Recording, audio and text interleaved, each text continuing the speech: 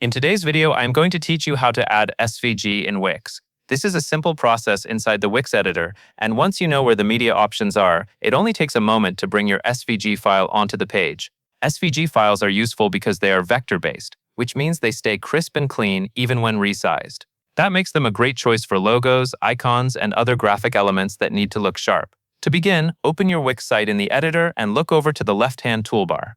This is where Wix keeps the main tools for adding and managing content on your page. From there, click the plus icon labeled Add Elements. This opens the panel where you can insert different types of content into your site. Inside that panel, select Media. The Media section is where Wix groups together image and graphic options, so this is the right place to go when you want to add a visual file. After opening Media, click Vector Art. This area is specifically related to vector graphics, and it is where Wix lets you work with SVG-style content more directly. Once you are in the Vector Art section, click Upload Media. This will open the file picker on your device, so you can choose the SVG file that you want to use.